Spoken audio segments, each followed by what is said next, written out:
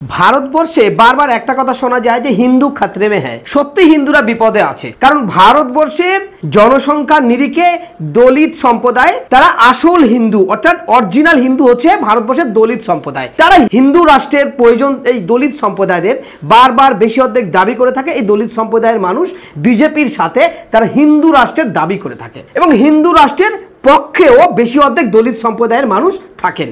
আমরা এবার দেখে নেব কি চিত্র ঘটছে। ভারতবর্ষের উচ্চ বর্ণের মানুষের কাছে দলিত সম্প্রদায়ের মানুষের উপরে বারবার আঘাত নেমেই আছে, কারণ তারা হিন্দু রাষ্ট্র চায়, হিন্দু খাতরে মে হ্যায়। কি বলছে একবার দেখে নেব। এবার বিজেপি শাসিত ডবল ইঞ্জিন সরকারের রাজ্যে, অর্থাৎ নরেন্দ্র মোদী অমিত শাহ রাজ্যে গুজরাটে দলিত এক ব্যক্তিকে দামি পোশাক ও সানগ্লাস পরার অপরাধে ওই দলিত ব্যক্তিকে কড়া শাস্তি পেতে হলো। তা আবার কোথায়? গুজরাটের ঘটনা। এরপরে ফের ওই গুজরাটে আবার ক্রিকেট খেলা চলছিল। সেই ক্রিকেট খেলাতে বাউন্ডারি পার করে দিয়ে সেই বাউন্ডারি পারে একটা দলিত যুবক একটি বল, ক্রিকেটের বল হাতে নেয়, তাকে বেধড়ক পেটানো হলো। সোশ্যাল মিডিয়ার দৌলতে এই দলিত ব্যক্তি ও তার মায়ের মারধরের কথা উঠে এসেছে। পুলিশও নড়ে চড়ে বসেছে।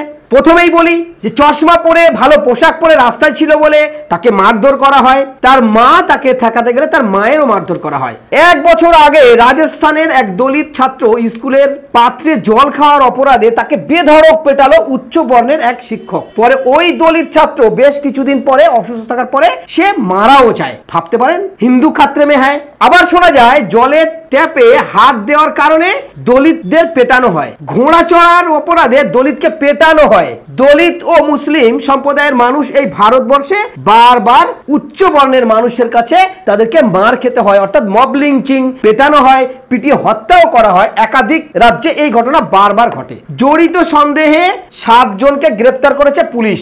পুলিশ জানিয়েছে এই ঘটনার দিন সকালবেলা ওই দলিত ব্যক্তি দামি পোশাক এবং সানগ্লাস পরে বাড়ির সামনে দাঁড়িয়ে ছিল কোথাও যাওয়ার উদ্দেশ্য। এই সময় উচ্চ বর্ণের এক ব্যক্তি তার কাছে আসে। আজকাল খুব উচ্ছিস বলে শাসন করে, সেই সঙ্গে শুধু শাসনই নয়, তাকে খুন করার হুমকিও দেয়। তারপরেও রাতে আবার সেই দলিত সম্প্রদায়ের বাড়ির সামনে এসে তাকে বেধড়ক পেটানো হয়। তার মা যখন সেখানে তার পুত্রকে অর্থাৎ সন্তানকে ঠেকাতে যায়, তাকে লাঠি সোটা দিয়ে তার মাকেও মারধর করা হয়। কেন দামি পোশাক পরবে, কেন সানগ্লাস পরবে এই দলিত যুবক, এর জন্য তাকে মার খেতে হলো। এই ব্যক্তির বেধড়ক মারধর করে বলে জানিয়েছে পুলিশ। এদিকে ছেলেকে মারতে দেখে ছুটে আসেন মা।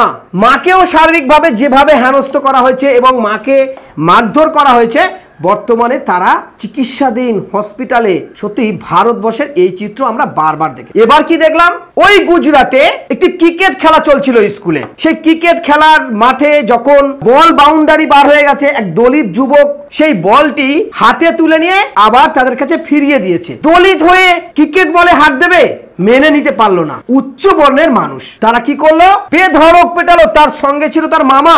জানা যাচ্ছে তার হাতের বুড়ো আঙুল কেটে নেওয়া হয়েছে। সারা ভারতবর্ষ জুড়ে একই চিত্র বারবার দেখা যাচ্ছে। কোথাও দলিত আর কোথাও মুসলিম সম্প্রদায়ের মানুষের বারবার আঘাত করা হচ্ছে। শুধু আঘাত নয়, আমরা দেখেছি সন্দেহজনকভাবে গরুচোর সন্দেহ, গোমাংস রাখার সন্দেহ, একাধিকবার খুন, রাহাজানি, ধর্ষণ পুরো নেমেই আছে মানুষের পক্ষ থেকে দলিত এবং মুসলিমদের উপরে। কিভাবে থামবে? আমরা দেখলাম না এই রাজ্যে, এই ভারতবর্ষের স্বরাষ্ট্রমন্ত্রী অমিত শাহ, প্রধানমন্ত্রী নরেন্দ্র মোদী, তানার মুখ থেকে একটা বাক্য খরচ করতে আমরা দেখি না। তাহলে কি আরো আগামী দিনে ভারতবর্ষে দলিত মুসলিমদের উপরে এই অত্যাচার বাড়বে না কমবে?